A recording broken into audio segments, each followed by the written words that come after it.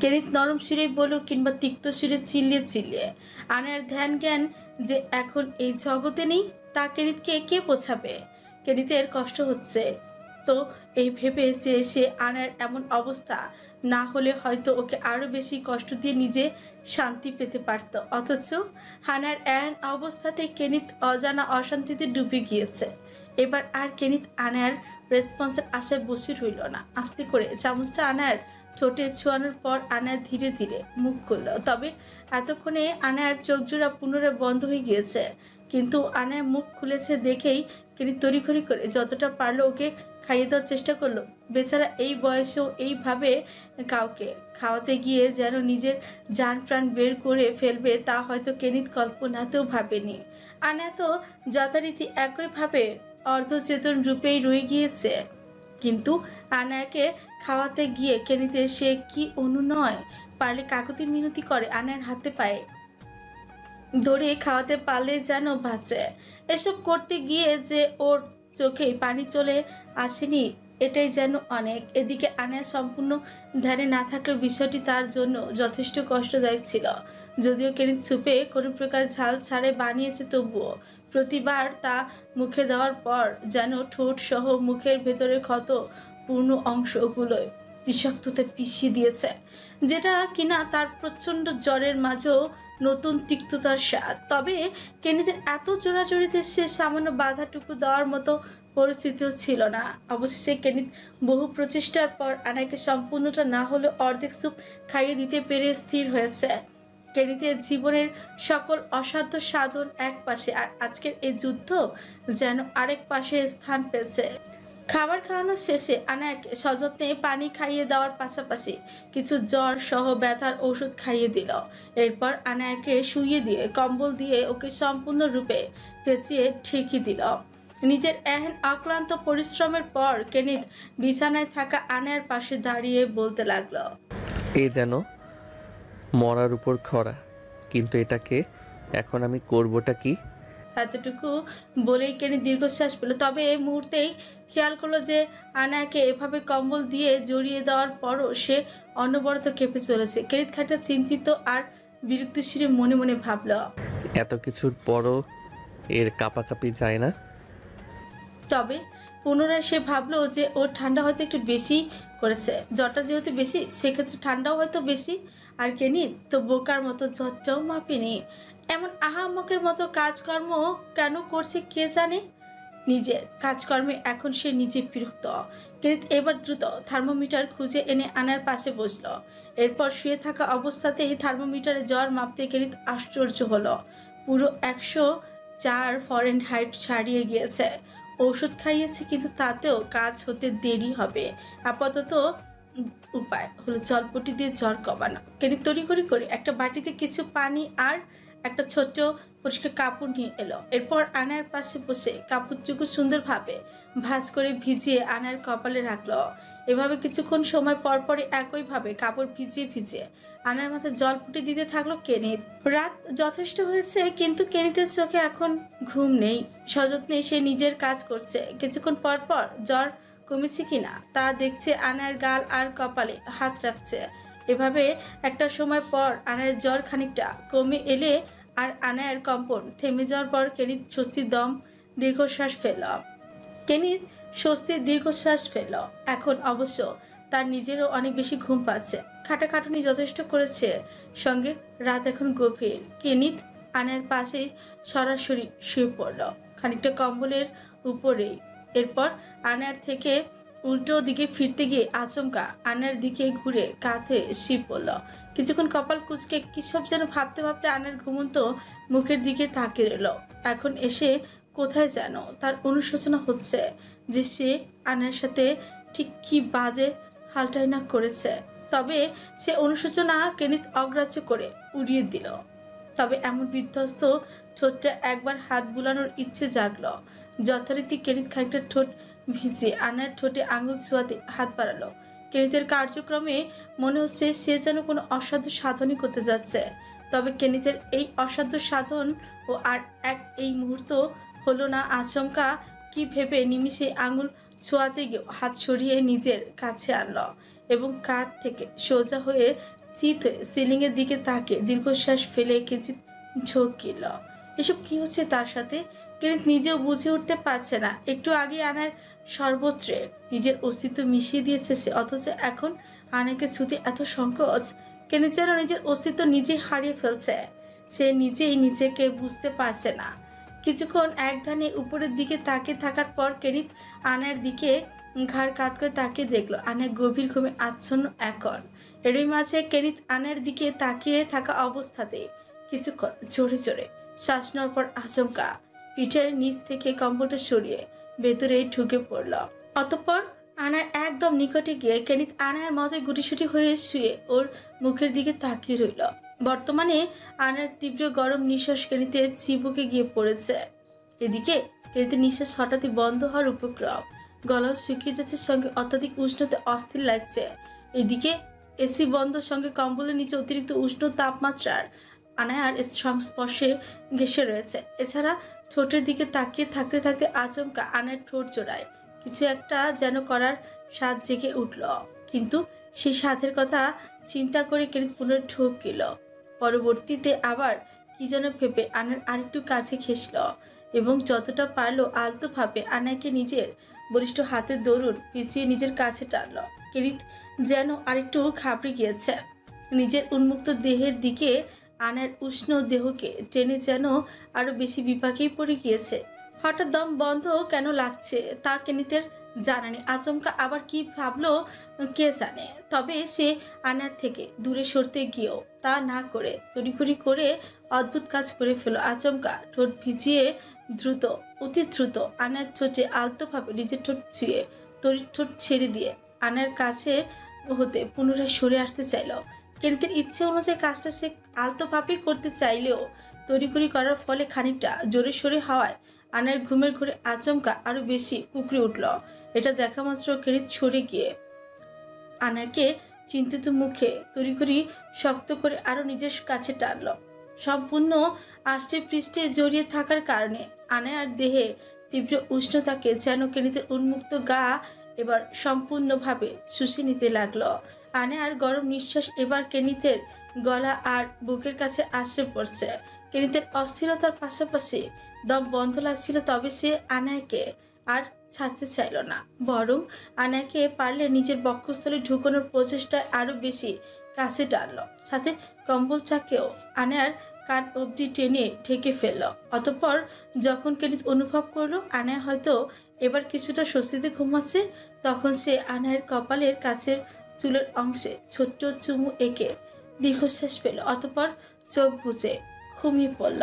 ভোর রাতে এসে কেনিত ঘুমের মাঝে অনুভব করলো যে ও একদম ঘেমে অস্থির হয়ে উঠেছে। মুহূর্তেই ঘুম ভেঙে গেল ওর। চোখ খুলে নিজেকে আনার কাছে সেই একইভাবে জড়িয়ে থাকা অবস্থাতেই দেখতে পেল। কেনিত খেয়াল করে দেখলো তার মতো আনারও ঠিক একই অবস্থা। অস্থিরতায় খুব ধীরে সুরে হুসহাস করে যাচ্ছে। আনার এহেন অবস্থা কেনিতের আর বুঝতে বাকি নেই যে ওর জ্বর ছেড়ে গিয়েছে, তাই এমন অস্থির হয়ে উঠেছে। সঙ্গে কেনিত এতক্ষণে তার উত্তাপে অস্থির। কেনিত আর দেরি না করে খুব দ্রুত গা থেকে সম্পূর্ণ রূপে কম্বল ছড়িয়ে ফেল। সঙ্গে খুব দ্রুত এসি অন করে পাওয়ার বাড়িয়ে দিল। এরপর আনার মাথার নিচে বালিশও ঠিকঠাক করে, অতঃপর আনাকে ঠিকঠাক করে ভাবে শুয়ে দিল। তারপর আনার পাশে বিছানায় বসে আনার মাথার কিছুক্ষণ হাত বুলিয়ে দিয়ে সর্বশেষে দীর্ঘশ্বাস ফেলল। এরই মাঝে কেনিত আনার কাছ থেকে সরে এসে বারান্দায় চলে এলো। বাইরে অন্ধকার এখনো কাটেনি। কেনিতের উন্মুক্ত গায়ে ভোর রাতের স্নিগ্ধ বাতাস ছড়িয়ে যাচ্ছে। কেনিত ধীরে ধীরে বারান্দার রেলিং ধরে দাঁড়ালো। এরপর মাথা নুয়ে চোখ বুঝলো। মাথার মাঝে চলছে তার পাহাড় সমন জটিলতার প্যাচ। হুট করে জীবনটা নিমিষে যেন পরিবর্তন হয়ে যাচ্ছে। কেনিত নানান চিন্তার মাঝে রেলিং ধরে রাখা হাত দুটো শক্ত করলো। নিমিষেই বলিষ্ঠ দেহটা ফুলে ফেপে উঠেছে। সবকিছু শেষে অনেকটা রাগ কিংবা ক্ষোভের প্রতিচ্ছবি মিলছে কেনিতের মাঝে। হয়তো সে এখন এই ধ্যানে মগ্ন যে তার পরবর্তী পদক্ষেপ ঠিক কি হতে চলেছে।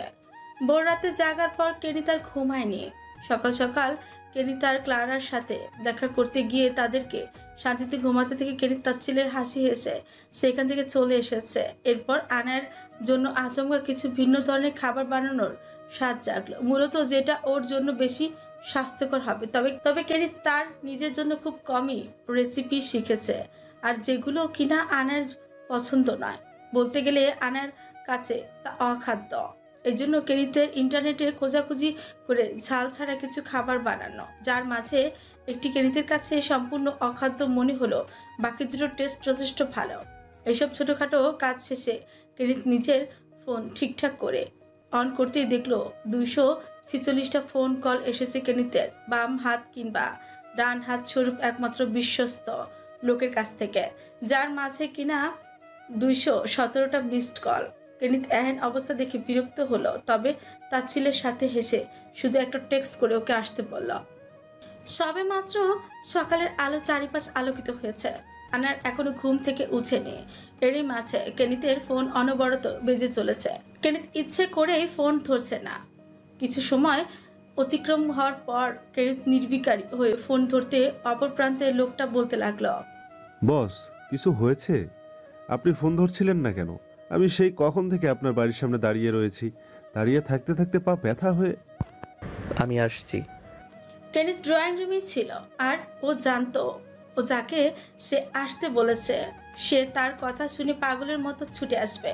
সেই জন্য লোকটির কথা শেষ হওয়ার আগেই কেনিত এতটুকু বলেই বাড়ি থেকে বেরিয়ে মেইন গেটের দিকে গেল। অতঃপর বড় প্রাচীরে ঘেরা বিশাল বড় বাড়ির বড় দরজা খুলতে একজন কালো হুডি আর প্যান্ট পরা লোককে দেখতে পেল। সেই লোকটি কিছু বলার আগে কেনিত গম্ভীর সুরে বলল, ভেতরে আয়। লোকটিও আর কিছু বলার সুযোগ না পেয়ে কেনিতের পেছন পেছন চলল। একটা সময় বাড়ির বাগান পেরিয়ে তারা বাড়ির ভেতরে প্রবেশ করলো, আর কেনিত সকল দরজা পুনরায় বন্ধ করে দিল। ভেতরে প্রবেশ করা মাত্রই লোকটি তড়িঘড়ি করে হুডির ক্যাপটা মাথা থেকে নামিয়ে কেনিতের উদ্দেশ্যেই বলল, বস, উনি কেমন আছেন? সব ঠিক আছে তো? উঁচা লম্বা শারীরিক গঠনের ফর্সা ত্বকের বিদেশিদের মতো দেখতে অতিশয় সুন্দর চেহারার সম্পূর্ণ পাভেল। কেনিতের মতো অতিরিক্ত বলিষ্ঠ দেহের না হলো ছিমছাম গর্ণের বলিষ্ঠ দেহের বলা যেতে পারে। এই পাভেল হলো কেনিতের একমাত্র সেই বিশ্বস্ত লোক যাকে সে তার ডান হাত কিংবা বাম হাত হিসেবে সকল সিক্রেট কাজের সঙ্গী বানিয়েছে। পাভেল একজন রাশিয়ান, সাথে বলতে গেলে কেনিতের ছোটবেলার বন্ধু। কেনিত যখন ছোটবেলায় রাশিয়াতে থাকতো তখন এই পাভেল নিজের সঙ্গী বানিয়ে দিন পার করেছে। আর এই পাভেলকে কেনিতের দাদি লুসিয়া এনে দিয়েছিল, যে কিনা লুসিয়ার এক বিশ্বস্ত কর্মীর ছেলে ছিল। বয়সে পাভেল অবশ্য কেনিতের অনেকটাই ছোট, যাকে কেনিত একটা সময় নিজের ছোট ভাইয়ের মতো ভাবলো। পরবর্তী তাকে নিজের সকল কাজের সিক্রেট সঙ্গী বানিয়ে ফেলেছে। আর কেনিতের সাথে কাজ করতে করতে আজ পাভেল অনেক ভাষার পাশাপাশি বাংলা ভাষা তো একদম দক্ষ। তার ভাষা শুনে কেউ বুঝতেই পারবে না যে সে বাঙালি নয়। আর সে কেনিতের প্রয়োজনে বাংলাদেশ এবং রাশিয়া দুই জায়গাতেই নিজের বিস্তার ছড়িয়ে রেখেছে। কেনিত পাভেলকে এমন উত্তেজিত হতে দেখে বলল, তোর ম্যাম কিছু জানে? আমি তো কিছু জানি না। বাবুস্কা কি করে জানবে? কেনিত তাচ্ছিলের সাথে হেসে বলল, আমি তো ভেবেছিলাম তুই পুরো রাশিয়ায় খবর ছড়িয়ে ফেলেছিস। যাই হোক, যাকে নিয়ে এত চিন্তা সে উপরে আছে। কেনিত এতটুকু বলে সিঁড়ি বেয়ে উপরে যেতে লাগলো। এদিকে পাভেলও তড়িঘড়ি করে যেতে যেতে বলতে লাগলো, বস, আপনি কিছু করেননি তো? কেনিত তার ছেলের সাথে হাসলো, তবে পেছন ফিরে পাভেলের দিকে তাকালো না। এদিকে পাভেল অস্থির হয়ে উঠল। কেনিত না তাকিয়ে পেছনে থাকা পাভেলের অবস্থা অনুমান করলো, যে কারণে একদম রুমের সামনে গিয়ে পাভেলের উদ্দেশ্যে বলল, নিজের চোখেই দেখে নে। হালকা একটা কাঁথা দিয়ে আনায়া পেট পর্যন্ত ঢেকে রাখা। আনা এখনো ঘুমিয়ে যাচ্ছে। অবশ্য সকালটা তো আর বেশি নয়, আর তার সাথে গতকাল যা হয়েছে, এরপর আনার নতুন সকাল আদৌ কেমন হতে চলেছে তা অজানা। এদিকে সোফায় বসে পায়ের উপর পা তুলে বসে রয়েছে কেনিত, আর তার দিকে বিস্ময়ের চোখে তাকিয়ে পাভেল। একবার সামনে থাকা কেনিতকে দেখছে তো একবার খানিকটা দূরে বিছানায় থাকা আনায়াকে। মূলত তার এই অত্যাধিক বিস্ময় আনায়াকে ঘিরেই। এত বাজে অবস্থা। পাভেল জানে না তার এই মুহূর্তে ঠিক কেমন রিয়াক্ট করা উচিত, তবুও নিজের বিস্ময় কিছুটা কাটিয়ে কেনিতের উদ্দেশ্যে বলতে লাগলো, বস, এটা কি করছেন আপনি? কেনিত বিরক্তির চোখে পাভেলের দিকে তাকিয়ে বলল, যা দেখছিস তাই। পাভেল পাভেল কেনিতের এমন সৎ স্বীকারোক্তিতে হকচকিয়ে গেল। খানিকটা ঠোঁট ভিজে নিমিষেই বলতে লাগলো, দেখার আর কি বাকি রাগ রেখেছেন? উনি তো আপনারই বউ, তাহলে একটু ধীরে সুস্থে সব করতেন। বাধা দিত কেউ? তাহলে এভাবে রাক্ষসের মতো কেন? পাভেল, কেনিতের নীরব সুরের কড়া কথায় পাভেল চোখ গেলে থেমে গেল। কথায় কথায় তার এই অতিরিক্ত বলার স্বভাবটা কেনিতের বড্ড অপ্রিয়, অথচ পাভেল এই স্বভাবকে এখন পর্যন্ত ঠিক করতে পারেনি। তবে আরো কিছু বলার আগে কেনিত কপালে 2 আঙুল ঘষতে ঘষতে বিরক্তির সাথেই বলল, আজে বাজে না বলে এখন এটা বল যে একে কি করব। ওকে আমার জাস্ট অসহ্য লাগছে। সারা রাত ওর জন্য ঠিকঠাক ঘুমাতে পারিনি। কে? সারা রাত? বেচারির কি হালটাই না করেছেন নিজের বউ, অথচ আপনার একটু দয়াও হলো না? দেব একটা আছাড়। কিসের বউ বউ লাগিয়ে রেখেছিস? যাকে আমার বউ বলছিস সে তো জানেও না যে আমি কে। পাভেল খানিকটা অবাক হয়ে বলল, কি? উনি জানেই না যে? তবে না জানিয়ে এসব করে ফেলেছেন? ছি বস, এসব আপনার কাছ থেকে আশা করিনি। কেনিতের চোখ মুখ শক্ত হলো, মেজাজ এমনিতে বিগড়ে রয়েছে, সেখানে আবার এই পাভেলের উটকো কথাবার্তা। তোর সাথেও কিছু করার আগে মুখ একদম বন্ধ রাখ। যে কাজের জন্য ডেকেছি তা কর। পাভেল আরো কিছু হয়তো বলতে চেয়েছিল, তবে তা নাম বলল না। কেনিতকে রাগিয়ে তার লাভ নেই, বরং কেনিত রেগে সত্যি সত্যি তার কি করে ফেলে কে জানে। কি কাজ? কেনিত কিছুক্ষণ ফুরকুচকে পাভেলের দিকে তাকিয়ে রইল, পরবর্তী খানিকটা দীর্ঘশ্বাস ফেলে বলল, ওকে সরিয়ে ফেলার ব্যবস্থা কর। ওর জন্য আমার হোয়াট এভার। ওকে আর বেশিক্ষণ নিজের চোখের সামনে দেখতে চাই না। যেখানে ছিল সেখানেই ফেলে আসবি, নাকি মেরে ফেলবি, কিংবা তোর সাথে নিয়ে যাবি, যা ইচ্ছে কর। তবে ওকে আমি আর আমার আশেপাশে রাখতে চাই না।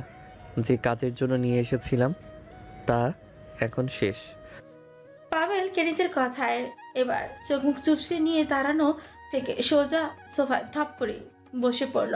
অতঃপর কেনিতের দিকে তাকে গম্ভীর সুরে বলল, আপনি কি তার বাবাকে মেরে? হুম। কেনিতের অকপট স্বীকারোক্তিতে পাভেল দীর্ঘশ্বাস পেল, তবে নিমিষেই উত্তেজিত হয়ে বলতে থাকলো, তবে ওনার দোষটা কোথায়? বাবুশকা বারবার মানা করেছিল, এরপরও কেন এমনটা করলেন? শুধু শুধু ওনাকে কেন কষ্ট দিচ্ছেন? জানি না, ভালো লাগে তাই। এসব ফালতু কথা বাদ দিন, মেজাজ খারাপ করছেন আমার। মেজাজ তুই খারাপ করছিস। যা বলেছি সেটা কর। পাভেল বসা থেকে এক প্রকার লাফিয়ে উঠে কেনিতের দিকে চরম হতাশাগ্রস্ত আর চিন্তিত সুরে বলতে থাকলো, বস, আপনি কি পাগল হয়ে গিয়েছেন?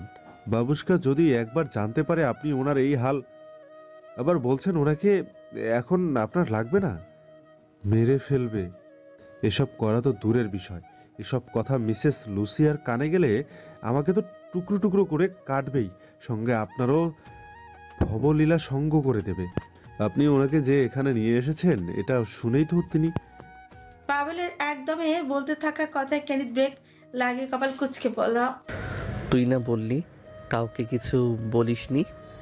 কেনিতের এহেন কথা পাভেল আমতা করে বলতে থাকলো, মানে ওই আর কি, বেশি কিছু বলিনি, জাস্ট বলেছি উনি এখন আপনার কাছে।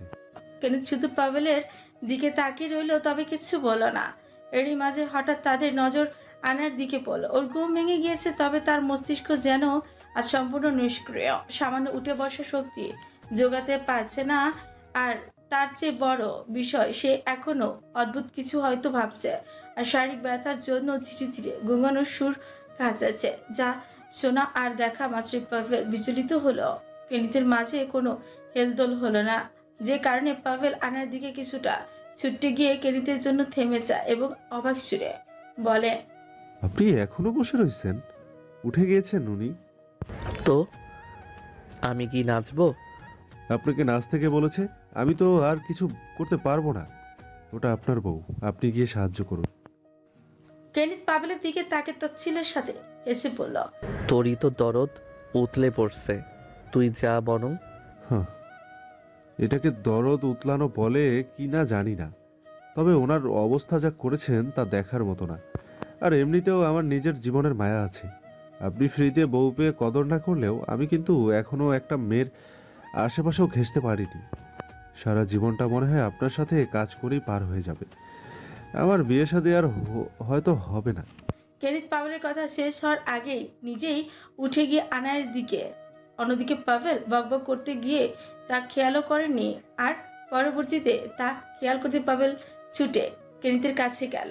কেনিত আনায়ের কাছে আসতে দেখতে পেল ও অদ্ভুতভাবে মৃদু গোঙানির পাশাপাশি বারবার ঘাড় ঘুরিয়ে এপাশ ওপাশ করে যাচ্ছে। তার সামনে যে দুটো জ্বলন্ত মানুষ দাঁড়িয়ে আছে সেদিকে নজরও ফেলছে না। এইসব কেনিত আর তার পেছনে দাঁড়িয়ে থাকা পাভেল দেখে খানিকটা অবাকই হলো। কেনিত দাঁড়িয়ে থাকা অবস্থাতে শুয়ে থাকা আনার উদ্দেশ্যে বলতে থাকলো, কি হয়েছে তোর? এমন করছিস কেন? আনায়া কেনিতের কথা শুনে থমকে গিয়েছে। ও এবার সোজাসুজি কেনিতের দিকে বিধ্বস্ত চোখে তাকিয়ে রয়েছে।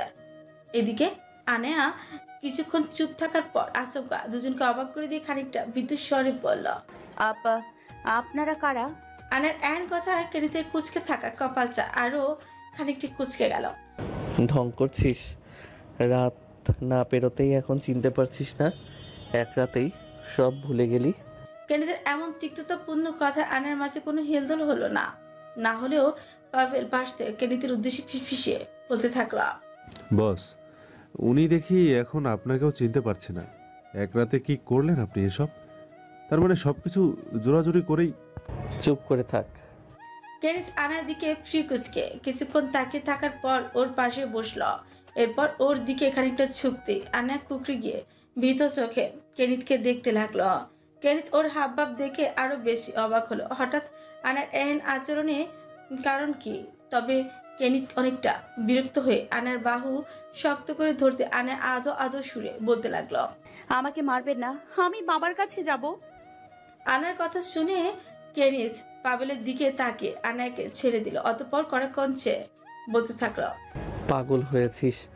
কালকেই না তোর চোখের সামনে ওকে শেষ করলাম, এখন আবার কেন বাপ বাপ করছিস? সত্যি মরার শখ হয়েছে? কালকে কি করেছি মনে নেই? আনার ছলছল চোখ জোড়া আরো বেশি পানি এসে জমল।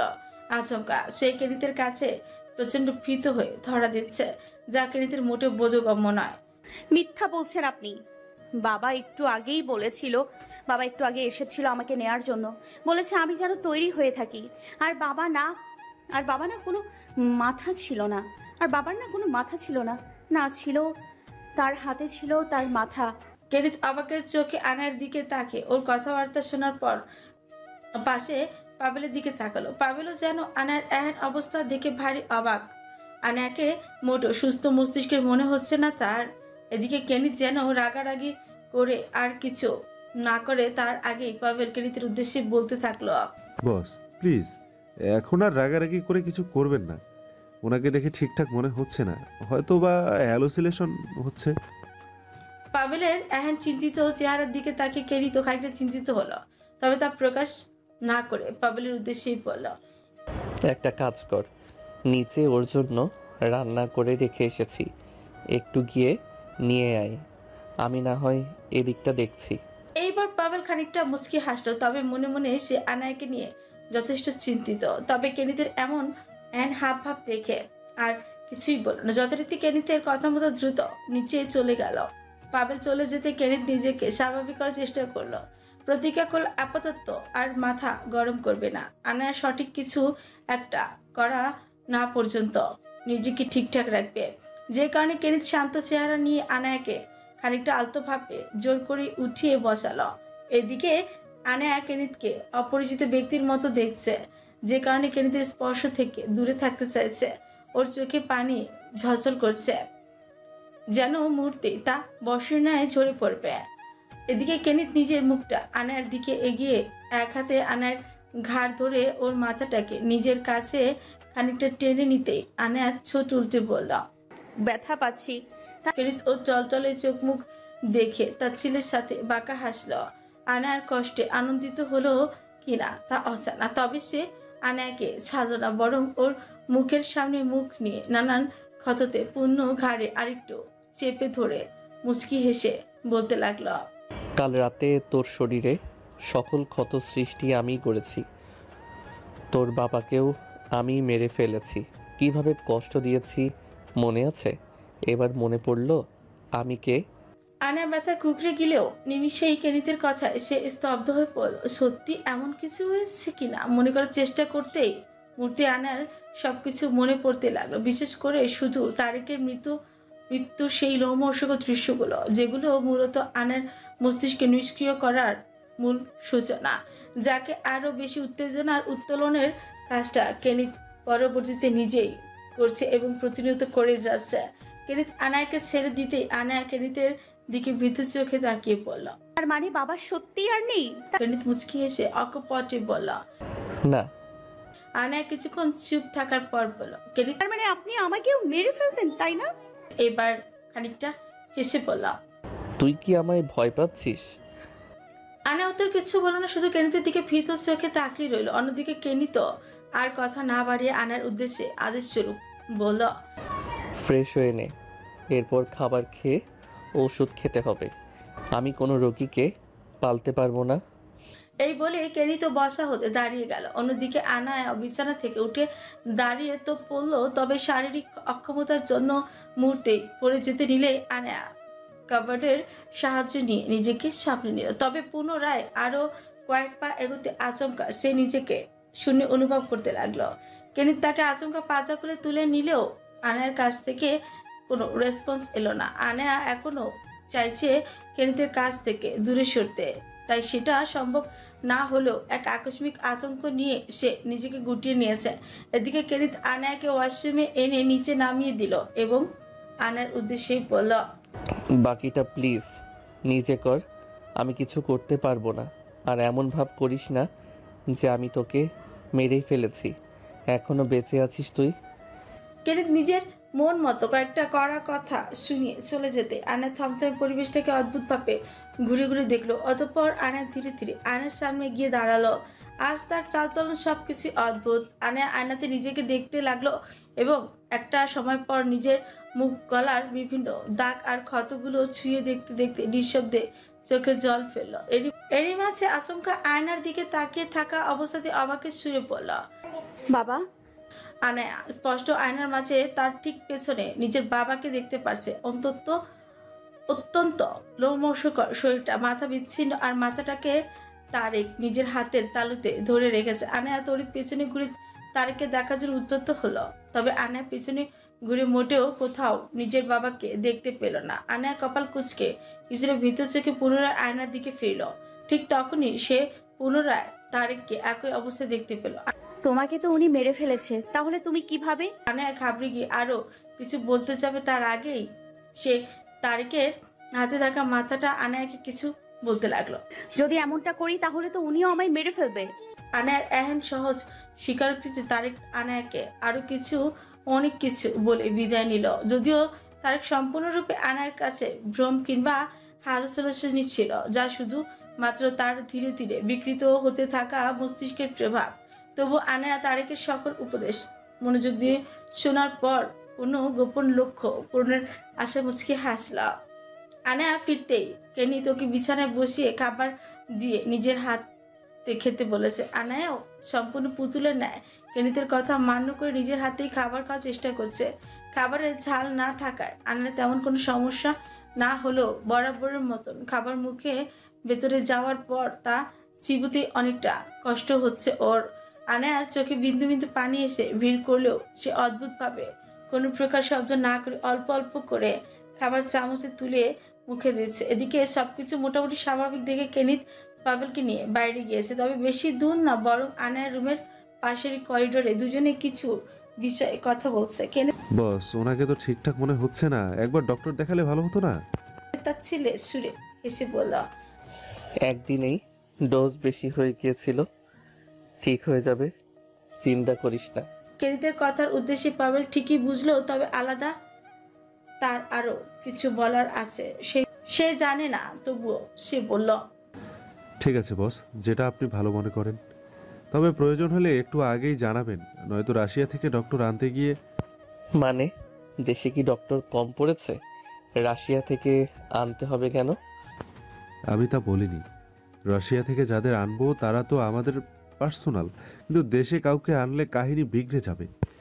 একে তো ওনার অবস্থা 12টা বাজিয়েছেন, সাইক্রিয়াটিস্টকে দেখাতে গেলেও ওনার অবস্থা দেখার পর সবাই ওনার পরিচয় নিয়েও কথা তুলবে। তারপর এমনিতেই সব তিল থেকে তাল। কেনিত পাভেলের কথা শুনে তার ছেলের সাথে হাসল।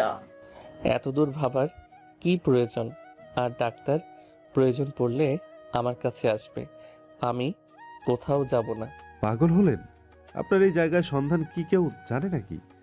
আর শুধু ডক্টর কেন, শহরের কাকপক্ষীরা যদি এই জায়গায় সন্ধান পায় তো আপনার কাহিনী ওখানেই খতম। আমি ভেবে পাই না যে তোর মতো একটা গাধাকে কেন এখনো নিজের সাথে রেখেছি।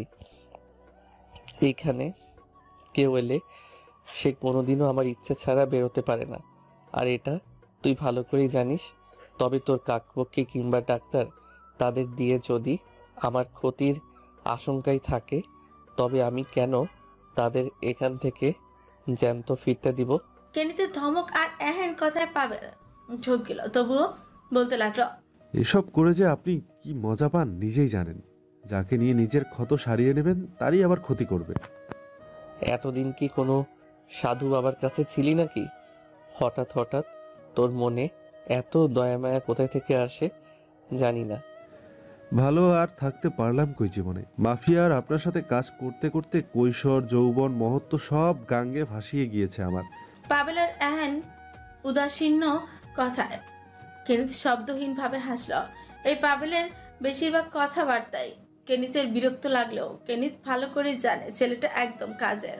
আলাভোলা চেহারা আর কুকরানো চুলে একদম ইনোসেন্ট মনে হলেও ওকে দিয়ে এমন কিছু মিনিটের মাঝেও করা সম্ভব যা বড় বড় মানুষদের দিয়ে মাস কিংবা বছরও ধরেও করানো সম্ভব কিনা তাতে কেনিতের সন্দেহ রয়েছে। শোন, তোকে একটা কাজ দিচ্ছি। ওর জন্য ভালো দেখে কয়েকটা জামা আনতে হবে, একটু ঢিলে ঢালা আর নরম যেন হয়।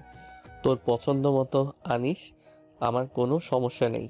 কেনিতের অকপচে বলা কথাগুলো শেষ হতে না হতে পাভেল ওর দিকে তাকে দাঁত বের করে বিস্তৃতভাবে হাসতে লাগলো। চোখে মুখে যেন কোনো কিছুর জন্য খুশি উপচে পড়ছে। এটা দেখা মাত্র কেনিত বিরক্তির সাথে বলা। কি হলো, এমন ছাগলের মতো কেলাচ্ছিস কেন? পাভেল কেনিতের কথায় পাত্তা না দিয়ে উল্টো নিজেই হাসতে হাসতে এক কাত নাচাতে নাচাতে বলা। কেনিতের ওর এমন সব অদ্ভুত হাসির শব্দে চরম বিরক্ত হলো, যে কারণে কড়া কণ্ঠে বলতে লাগলো। কি আজব, এমন মৃগী রোগীর মতো কেন করছিস? কেনিতের কথায় নিমিষে পাভেলের মুখ চুপসে গেল। দিলেন তো মুডের 12টা বাজিয়ে। যাই হোক, আমি আপনার বারবার পল্টি খাওয়া নিয়ে হাসছিলাম। একবার বলেন মেরে ফেলতে, আবার এখন বলছেন ভালো দেখে নরম আর ঢিলে ঢালা জামা আনতে। হঠাৎ করে এত ভালোবাসা?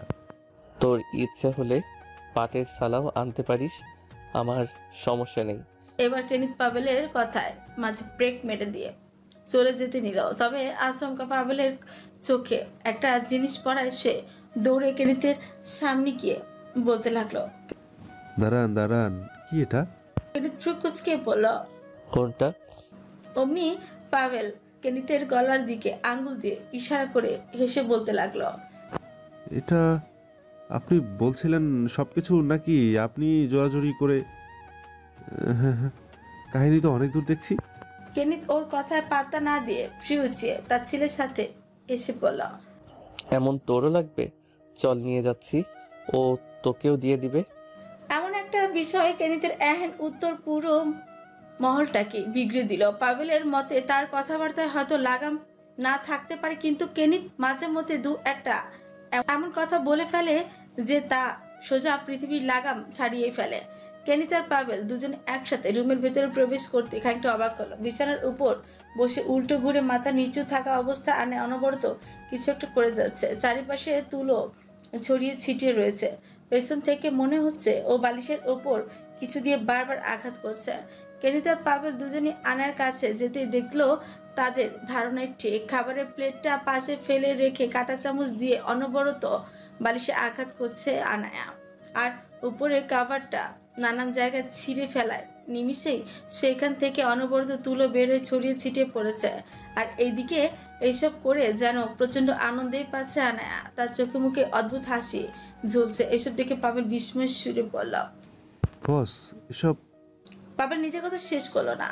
তার জানা মতে আনায়া তো একদম সুস্থ মস্তিষ্কের মানুষ ছিল, হঠাৎ এমন পরিবর্তন কি শুধু কেনিতের জন্যই? এদিকে কেনিত আনায়ার উদ্দেশ্যে গম্ভীর কণ্ঠে ডাকতে লাগলো। প্রথম কয়েকবার আনায়া কোনো সারা শব্দ না দিয়ে নিজের মতো কাজ করতে থাকলো। কেনিত খানিকটা রাগান্বিত সুরে বলল। তারা এসব কি হচ্ছে? এবার কেনিতের কথা শুনে আনায়া থামলো এবং মাথা তুলে কেনিতের দিকে স্তব্ধ চোখে তাকিয়ে রইল। এদিকে পাবেল খানিকটা ইতস্তত হয়ে বলল। বস, ওনার অবস্থা তো দেখছি সত্যি বেশি খারাপ মনে হচ্ছে। এখন কিছু করার মানে কি একদিনের মধ্যেই পাগল হয়ে গিয়েছে? এসব অভিনয় করছে নিশ্চিত। মাথার মধ্যে অন্য কোনো প্যাচ চলছে। কিভাবে আমাকে আরো বেশি কষ্ট দেওয়া যায়, কিভাবে আমাকে ধ্বংস করা যায়। আর আগে বাপ আর এখন মেয়ে দুটোই। বস, বলছিলাম যে এত বেশি হাইপার। পাভেল তুই যা, এখন পরে ডেকে নেব তোকে। কেনিতের কর্কশ কথায় পাবেল আর কিছু বলল না। সে চলে যাওয়ার জন্য উদ্বেগ হলেও দরজার কাছে গিয়ে পুনরায় কেনিতের উদ্দেশ্যে বলল। বস, লাস্ট বারের মতো একটা কথা বলার ছিল। কেনিত ওর কথা শুনে ওর দিকে তাকালো। তখনই পাবেল ঠোঁট ফিসিয়ে বলল। বস, একটু মনে করে গলায় মলম লাগিয়ে নিন, আর ওনাকে একটু লাগিয়ে দিন, তাড়াতাড়ি সেরে যাবে। তুই যাবি নাকি তোদের দুজনকে আমি একসাথে চিবিয়ে খাবো? কেনিতের এহেন দাঁত কটমট পূর্ণ ধমকে পাবেল আর সেখানে স্থায়ী হওয়ার সুযোগ হলো না। আগে পিছে না ভেবে সোজা বাড়ি ছাড়তে বেরিয়ে পড়ল। এদিকে পাবেল চলে যেতে কেনিত জোরে জোরে শ্বাস নিয়ে আনার দিকে তাকালো এবং গভীর কণ্ঠে আনার বলতে লাগলো।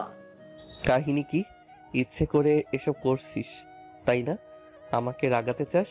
তারা একটা কথা ক্লিয়ার করে বলে দিচ্ছি, তোকে এতক্ষণ ধরে বাঁচিয়ে রেখেছি মানে এই না যে তোকে আমি কিছু করব না। আমাকে রাগিয়ে কোনো চালাকির চেষ্টা করলে সোজা তাই করব যা তোর বাপের সাথে করেছি। এবং গম্ভীর কণ্ঠে আনাকে বলতে লাগলো। কেনিতের কথায় আনা তেমন প্রতিক্রিয়া না করলো। কেনিত আনার এক বাহু শক্ত করে ধরে রাখা খানিকটা ব্যথায় চোখ জোড়া ছলছল করে উঠলো। তবে আনা ঠোঁট উঠছে বলতে থাকলো। বাবা বলেছে আমায়, বাবা আমার কোনো দোষ নেই। কিসের বাবা বাবা লাগিয়ে রেখেছিস? একটু আগেই না মনে করিয়ে দিলাম যে তোর বাপ আর নেই। ওকে আমি শেষ করে ফেলেছি। এবার কেনিত রাগান্বিত কথায় আর আনা আর ভয় পেল না, বরং অদ্ভুতভাবে মুচকি হেসে বলল। মজা করছেন আপনি। বাবা একেবারে মরে যায়নি। বাবা আবার এসেছিল আমার কাছে, আমাকে বলেছে যে আমাকে সে এখান থেকে নিয়ে যাবে, তার সাথে নিয়ে যাবে, আর বলেছে। কেনিত এবার খানিকটা গম্ভীর কণ্ঠ নিয়ে বলল। কি সব পাগলের মতো কথা বলছিস? আর কি বলেছে তোর বাপ? এবার আর আনা কিছু না বলে মুচকি হাসতে লাগলো। ওর হাসি দেখে কেনিত আরো বেশি বিরক্ত হলো। এখন আবার হাসছিস কেন? বল, কি বলেছে তোর বাপ? বলা যাবে না। বাবা বলেছে যেন আমি কাউকে কিছু না বলি, এটা আমাদের সিক্রেট। আপনাকে বলতে মানা করেছে, নয়তো বাবা আমাকে তার সাথে নিয়ে যাবে না। কেনিত এবার দীর্ঘশ্বাস ফেলল এবং মনে মনে নিজের প্রতি নিজে বিরক্ত হলো। আজব তো, আমি কেন এর কাছে এসব জানতে চাইছি? তবে কেনিত আনার দিকে খানিকটা শাসন রূপে স্বরূপ মনোভাব পোষণ করে বলতে থাকলো। রাখ তোর বাপের কাহিনী, আগে এটা বল, খাবার খাসনি কেন? আমি কি ওসব ফেলে রাখার জন্য বানিয়েছি, নাকি তোর এসব রং তামাশা দেখার জন্য? এবার কেনিতের কর্তৃত্ব পরায়ণ আচরণে আনায়া অনেকটা চুপসে গিয়ে নিজের দিকে মাথা নুইয়ে ফেললো। এদিকে কেনিত এটা দেখে নিজেকে যতটা পারলো শান্ত করলো। অতঃপর নিজেই বাকি খাবারটুকু আনাকে খাইয়ে দিল। এরপর কিছু ওষুধ খাইয়ে দেওয়ার পর এখন আনার হাত, গলা, মুখ সহ বিভিন্ন ক্ষতস্থানে মলম লাগিয়ে দিচ্ছে। এতক্ষণে রাগ অনেকটাই কমে গিয়েছে। অন্যদিকে বিছানার মাঝে আনা একদম ছোট বাচ্চার ন্যায় চুপচাপ বসে রয়েছে। তবে মাঝে মধ্যে কেনিতের হাতের ছোঁয়া ব্যথা অনুভব হলে কেঁপে কেঁপে উঠছে। বর্তমানে কেনিত ওর বিধ্বস্ত ঠোঁটে খুব সাবধানের সাথে আলতোভাবে মেডিসিন লাগাতে ব্যস্ত। অন্যদিকে আনায়া নিস্তব্ধ হয়ে কিছু একটা ভেবে চলেছে, আর এখন ওর চোখে খানিকটা পানিও টলমল করছে। আমার সাথে কাল এমনটা কেন করলেন? আমার অনেক কষ্ট হয়েছে। কেনিত যখন আনায়ার খুব কাছ থেকে নিজের কাজে মনোযোগী, ঠিক তখনই কেনিতের কাজে ব্যাঘাত ঘটিয়ে আনায়ার ঠোঁট জোড়া নড়ে উঠল।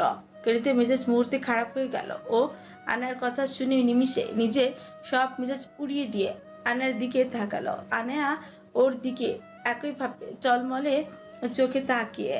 এদিকে কেনিত এবার নিজের কাজের সমাপ্তি ঘটালো এবং আনায়ার মুখটা দু হাতে আলতোভাবে ধরে বলতে লাগলো, আনায়া কাল যা করেছি তোর কাছে সেসবের অর্থ কি, আর আমি তোর কাছে কি? আমতা আমতা করে বলল, পাপ। কাউকে ইচ্ছে করে কষ্ট দিলে সেটা পাপ। যারা কষ্ট দেয় তারা খারাপ লোক। আপনিও আমায় কষ্ট দিয়েছেন, আর আপনি তো আমার কেউ না। আপনি আমাকে বিয়েও করেননি। বিয়ে না করে ওসব করা অন্যায়, পাপ। আপনিও পাপী, আপনিও অনেক বাজে লোক, অনেক খারাপ আপনি। কেনিতের শান্ত চেহারাটার দিকে তাকিয়ে আনায়া সবগুলো কথা অকপটে বলল। তার চোখ হতে অনবরত পানি ঝরছে। কেনিত আনায়ার কথা শেষ হওয়া মাত্র ওর দু হাতে ও চোখের পানি মুছে দিয়ে স্পষ্টভাবে বলল, ভিভান নামের কাউকে চিনিস? আনায়া কেনিতের কথা শুনে ওর মুখের দিকে কিছুক্ষণ স্তব্ধ চোখে তাকিয়ে রইল, তবে পরবর্তীতে মাথা নাড়িয়ে বলল। না। কেনিত ওর উত্তরে তার ছেলের সাথে হেসে বলল, চিনবি কিভাবে? চিনবি তো সব রেহান নামের অপদার্থগুলোকে। আনায়া কিছু বলল না, বরং তার আগে কেনিত বলতে লাগলো। তুই জানতে চাস না আমি কে? আনায়া হালকাভাবে মাথা উপর নিচ করে সম্মতি জানালো। ঠিক আছে, তবে ভালো করে বলছি, মনোযোগ দিয়ে শুনবি। এই বলে কেনিত বলতে শুরু করলো, আচ্ছা কাসিয়া নামক এক রাশিয়ার পরী রাশিয়ার ভার্সিটিতে পড়া অবস্থায় কেউ জানতো না যে তার আসল পরিচয় কি, কারণ সে যে একজন রাশিয়ার নামকরা মাফিয়া আর্তেমের মেয়ে, এটা যেন সকলের জন্য বিস্ফোরক স্বরূপ আতঙ্ক। এমনিতেও কাসিয়া মেয়েটা নিজের এই পারিবারিক পেশা থেকে নিজেকে সবসময় দূরে রাখতে চেয়েছে। প্রচণ্ড নাজুক আর কোমল হৃদয়ের মানুষ ছিল, যাদের হৃদয় মাফিয়াদের মতো জঘন্য অপরাধগুলোকে সহ্য করার ক্ষমতা রাখতে পারে না। তবে এই কাসিয়া নিজের জীবনকে স্বাভাবিক রাখতে আর সবার সাথে স্বাভাবিকভাবে সুস্থ জীবনযাপনের জন্য নিজের পরিচয় শুরু থেকেই সব জায়গা গোপন রাখে। এমনকি জীবনের প্রথম প্রেম হিসেবে সে যাকে ভালোবাসে তাকেও সে কখনো নিজের আসল পরিচয় জানায়নি। শুধু ভয় ছিল একটাই, যদি তার সত্যিটা জানতে পেরে তার ভালোবাসা তাকে ছেড়ে চলে যায়। কেননা তার ভালোবাসার মানুষটা ছিল তার চেয়েও বেশি সহজ সরল আর একদম সৎ মনের মানুষ। তার মতো মানুষের সাক্ষাৎ পৃথিবীতে হয়তো খুব কম মানুষই পেয়েছে। বাংলাদেশি বলে কথা। এটুকু বলেই কেনিত চুপচাপ মনোযোগী হয়ে থাকা আনায়ার দিকে তাকিয়ে হাসল। কেনিতের চোখে মুখে এখন অন্যরকম প্রতিচ্ছবির আবির্ভাব ঘটেছে। এদিকে হাস্যজল চোখ মুখ, অন্যদিকে তাচ্ছিল্য আর কষ্ট। কেনিত পুনরায় বলতে লাগলো, তৈমুর শিকদারের একমাত্র ছেলে ভাহিদ শিকদার, যাকে খুব ছোট থাকতেই তৈমুর শিকদার দেশের বাহিরে পাঠিয়ে দেন নিজের এক পরিচিত আত্মীয়র কাছে। কারণ সেই সময় তাদের আর্থিক অবস্থা ভালো ছিল না, যে কারণে ছেলেকে এক প্রকার দত্তক স্বরূপ তিনি বিদেশে পাঠিয়ে দেন। এরপর যখন ধীরে ধীরে তৈমুর শিকদারের ছোট্ট বিজনেসটা দাঁড়িয়ে যায়, তখন তিনি এসে ঢাকায় নিজের বিজনেস সহ বাড়ি বানিয়ে নতুন করে জীবন শুরু করে। আর তৈমুর শিকদার কিংবা তার স্ত্রীর আত্মীয় স্বজন রইলেও প্রেম করে বিয়ে করায় সে এবং তার স্ত্রী দুজনেই হয়েছিল ত্যায্য, যে কারণে তাদের পরিবার বলতে তখন কেউ নেই। এরই মাঝে তার ছেলে ভাহিদকে আর দেশে ফিরিয়ে আনা হয়নি। ছেলে তাদের দেশের বাহিরেই বেড়ে উঠছে, কিন্তু ঢাকায় নিজেদের পরিচিতি গড়ে ওঠার আগেই তারা তাদের ঘরে আরও একজন সন্তান স্বরূপ বাচ্চাকে নিয়ে আসে। নিজের ছেলের শূন্যস্থান পূরণে রেল স্টেশনে কুড়িয়ে পাওয়া সেই বাচ্চাকেই নিজের সন্তানের পরিচয় বড় করতে থাকেন। আর সেই ছেলেরই নাম দেয় তারেক শিকদার, যাকেই পাড়া প্রতিবেশী কিংবা এলাকা শহরের সবাই তৈমুর শিকদারের একমাত্র ছেলে হিসেবেই জানতে থাকে।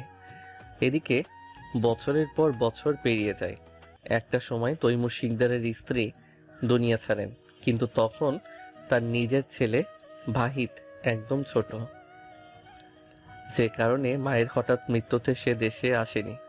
অবশ্য সে সময় সে জানতই না যে তার আসল বাবা কোথায়। সে ছোট ছিল বিধায় এটা তাকে জানানো হয়নি। তবে পরবর্তীতে ভাহিদ বড় হওয়ার পর তাকে সব সত্যি জানানো হয়। এতদিনে অবশ্য সে স্কলারশিপ পেয়ে রাশিয়ায় পড়াশোনায় ব্যস্ত। তবে সত্যি জানার পর এবং মাকে দেখতে না পারায় সে খানিকটা কষ্ট পেলেও তৈমুর শিকদারের প্রতি তার কোনো আক্ষেপ ছিল না, কারণ এবার তৈমুর শিকদার নিজেও অসুস্থ হয়ে গিয়েছিলেন, যে কারণে এবার নিজের ছেলে ভাহিদকে দেখার ইচ্ছে জেগেছিল। এদিকে ভাহিদও আর দেরি না করে বাংলাদেশের ফেরার প্রস্তুতি নিচ্ছে, কিন্তু বাংলাদেশে পৌঁছানোর দুদিন পেরোনোর আগেই তৈমুর শিকদারও পৃথিবী ছাড়লেন। পরিস্থিতি এমন ছিল যে সে সময়ও কেউ জানতো যে তৈমুরের আসল ছেলে কিংবা আরও কোনো ছেলে রয়েছে। তারেকও এতদিন এসব জানতো না। ভাহিদ ফেরার পর তৈমুর শিকদার সব সত্য বলার পর তারেক জানতে পারে যে সে তৈমুর শিকদারের নিজের ছেলে নয়। এসব জানার পর তারেকের মাথায় কি চলতে থাকে তা জানা নেই, তবে সে অত্যন্ত কুবুদ্ধি সম্পন্ন ব্যক্তি ছিল। এরপর সব কিছু পুনরায় স্বাভাবিক চলতে থাকে। দুদিন দেশে থাকা পর ভাহিদ পুনরায় রাশিয়ায় চলে যায়। বছরের পর বছর যেতে থাকে। একটা সময় পর ভাহিদের সাথে পরিচয় হয় কাশিয়ার। এরপর স্বাভাবিকভাবেই তাদের মাঝে বন্ধুত্ব তৈরি হয়, অতঃপর ভালোবাসা। এর মাঝে কাশিয়া আর ভাহিদকে নিজের পরিচয় সম্পর্কে সঠিক কিছু না জানালেও ভাহিদ কাশিয়াকে সবকিছুই বলেছিল। এরপর দুজনের মাঝে আর কিছুদিন সম্পর্ক চলার পর তারা দুজনে বিয়ের সিদ্ধান্ত নেয়, কিন্তু কাশিয়া যেহেতু ভিন্ন ধর্মের ছিল তাই ভাহিদ এই বিষয়ে কাশিয়াকে আগেই জানিয়েছিল। কাশিয়াও আর এতে দ্বিমত করেনি। ভালোবাসার জন্য ধর্ম পরিবর্তন করে কাশিয়া থেকে হয়ে যায় কাশফিয়া। এরপর দুজন মিলে বিয়েও করে নেয়। আর বিয়ের পরে গিয়ে কাশিয়া অর্থাৎ কাশফিয়া নিজের স্বামী ভাইকে নিজের আসল পরিচয় জানার এবং ভাহিদকে নিজের পরিবারের সাথে দেখা করাতে চায়। কাশফিয়ার সকল সত্য জানার পর ভাহিদ দ্বিধাদ্বন্দ্বে পড়ে যায়, কিন্তু সে আর কখনোই কাশফিয়াকে ছাড়তে পারবে না।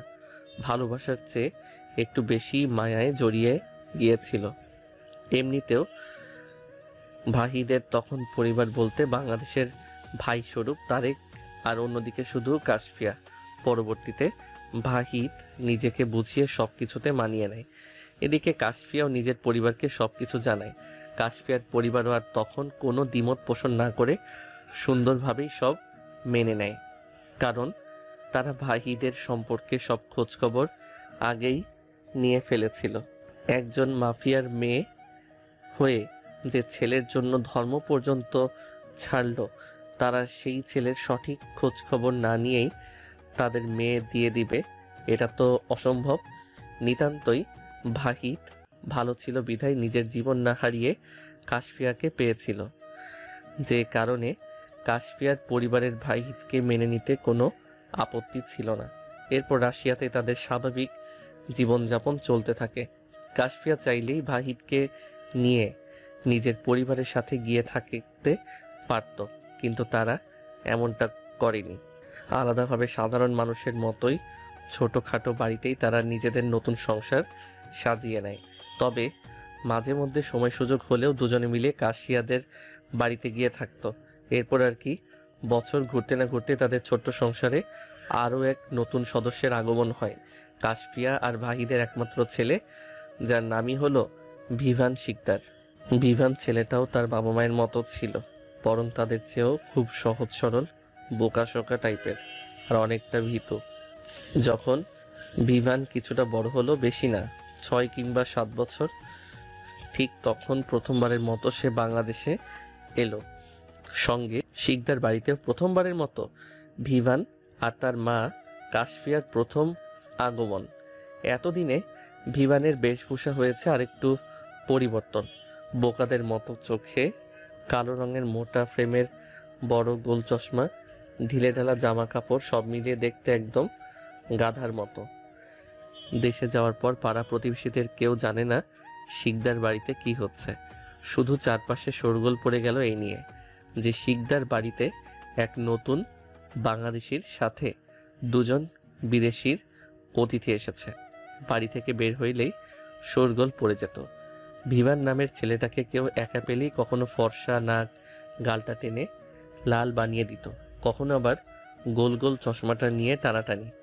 ভিভানও তখন একটা গাধা ছিল, এই নিয়ে সবার মধ্যেই ভ্যা করে কেঁদে ফেলতো। এইটুকু বলেই কেনিত আনার দিকে তাকে মুচকি হাসল। কেনিতকে দেখে মনে হচ্ছে এইসব যেন তার চোখে ভাসছে। চোখ মুখের এক অদ্ভুত জৌলুস। অন্যদিকে পুরো গল্পের মাঝে আনায়া নিজের বাবার গল্পটুকু শুনে বিস্মিত। কেনিত ঠিক কি বলতে চাইছে সে আগ্রহে বসে রয়েছে। সে তারেক শিকদার তখন নিজেও বিয়ে করে নিয়েছে একজন পরিবারহীন সহজ সরল মেয়েকে। তারেক শিকদারকে বোকাশোকা ছেলে ভিভানের প্রথম থেকেই তেমন একটা ভালো লাগতো না, তবে তার স্ত্রী অনুকে ভিভানের বেশ পছন্দ হয়েছিল। সত্যি তিনি অনেক বেশি ভালো ছিল, ভিভানকে একদম নিজের ছেলের মতোই ভালোবাসত। সঙ্গে ভিভানের বাবা মাকেও অনেক বেশি শ্রদ্ধা করত। আর সে সময় তারেকের স্ত্রী অনু ছিল অন্তঃসত্ত্বা এবং ভিভানরা বাংলাদেশ থাকতেই তাদের প্রথম সন্তানের জন্ম হয়। কন্যা সন্তান হয় তাদের। দেখতে অনেক সুন্দর ছিল, একদম পুতুলের মতো। ভিভানেরও বেশ পছন্দ হয়েছিল ওকে। প্রথমবার দেখে মনে হচ্ছিল একদম তারার মতো জ্বলজ্বল করছে। এরপর যখন ওর নাম ঠিক করার পালা হলো তখন সবাই ওর নাম দিল আনায়া শিকদার। কিন্তু ভিভান ওর জন্য আরও একটা নাম ঠিক করলো। আনায়া যখন হয়েছিল তখন রাতের বেলা, আর আকাশে ছিল সেদিন অনেক তারার মেলা। ভিভানও আর বেশি না ভেবে মেয়েটার নাম রেখে দেয় তারা। এরপর আর বেশি দিন সেখানে ভিভানরা থাকেনি। অল্প দিনের মাঝেই আবার তারা রাশিয়ায় ফিরে যায়। এরপর তারা আবারও বাংলাদেশে ফিরে আসে, তবে এবার একটু বেশি দিনের ছুটি নিয়ে। এর মাঝে কেটে গিয়েছে আরও 2.5-3 বছর। সে আগের মতো রয়ে গিয়েছে গাধা ভিভানটা। কিন্তু ভিভান শিকদার বাড়িতে গিয়ে দেখে ভিন্ন কাহিনী। তারা ততদিনে হেঁটে লাফিয়ে বেড়ায়, কথাও বলে পটর পটর করে। এত বেশি চঞ্চল তারাকে ভিভানের ঠিক পছন্দ হলো না। সে হয়তো তার মতোই গাদিস্বরূপ কাউকে চাইছিল, কিন্তু তার পছন্দ হওয়া কিংবা না হওয়াতে তেমন লাভ হলো না। 2 দিন যেতে না যেতেই তারার অত্যাচারে ভিভান অতিষ্ঠ হয়ে পড়ল। সারাক্ষণ তারা চুইংগামের মতো ভিভানের পেছনে লেগে রইল। একটা সময় গিয়ে ভিভান এসব মানিয়ে নিল। ওরও তারার অদ্ভুত কর্মকাণ্ড ভালোই লাগতো। এত ছোট বড় থাকার পরও তাদের ভালোই অদ্ভুত একটা বন্ধুত্ব জমে উঠল। তবে এরই মাঝে তারেক শিকদার করে ফেলেছিল নতুন পরিকল্পনা। সে গিয়ে ভিভানের বাবা মায়ের কাছে এক অদ্ভুত প্রস্তাব রাখে। অত ছোট তারা আর ভিভানের নাকি বিয়ে দিবে, আর এতে তার উদ্দেশ্যই হলো যেন তাদের মধ্যে আজীবন আত্মীয়তার সম্পর্ক থেকে যায়। তার এই প্রস্তাবে ভিভানের বাবা মা দুজনেই যথেষ্ট অবাক হয়। তবে তারেকের সহজ সরল কথায় একটা সময় দুজনেই গলে যায়। তারেকের কথাই ছিল তারা আর ভিভানের শুধু একটা ধর্মীয়ভাবে বিয়ে করিয়ে রাখবে, আর ওরা যখন বড় হবে তখন ওদের আবার নতুন করে বিয়ে দেওয়া হবে। তারই প্রস্তাবের পেছনে যে মূল উদ্দেশ্য কী ছিল তা হয়তো সহজ সরল কাশফিয়া আর ভাহিদ কখনোই বুঝতে পারিনি। আর যখন বুঝেছে ততক্ষণে অনেক দেরি হয়ে গিয়েছে। তারেকের একটা মাত্রই উদ্দেশ্য ছিল, তা হলো শিকদার বাড়ি আর কিছু সম্পত্তি। যখন থেকে সে জেনেছিল সে শিকদার বাড়ির ছেলে নয়, তখন থেকেই তার মাথা প্যাচ লাগতে শুরু করে। কি করবে না করবে কিছুই হয়তো বুঝতে পারিনি। একটা সময় নিজেকে স্বাভাবিক করে নিলেও যখন দেখল ভাহিদ তার ছেলে স্ত্রী নিয়ে দেশে আসছে, অন্যদিকে তার নিজের ঘরে এখন বউ মেয়ে, তখন সে পুরো উন্মাদ। তার ধারণা ছিল শিকদারের সব সম্পত্তি ভাহিদ পাবে, আর সে কানাকড়ি না পেয়ে পথের ফকির। গাধাটা হয়তো কল্পনাও করেনি যে শিকদারের ওই সামান্য সম্পত্তি কাশফিয়ার পরিবারের সম্পত্তির ধারে কাছেও ঘেঁষে না। অথচ উন্মাদের মতো সে কি করলো? শয়তান একটা, পিশাচ একটা। এটুকু বলে কেরিত রাগে ফুঁসে উঠল। আনা বিস্মিত, চরম বিস্মিত সে। কেরিত এসব কি বলছে? তার যেন মাথার উপর দিয়ে যাচ্ছে। তার কিনা আগে কারোর সাথে বিয়ে হয়ে গিয়েছে।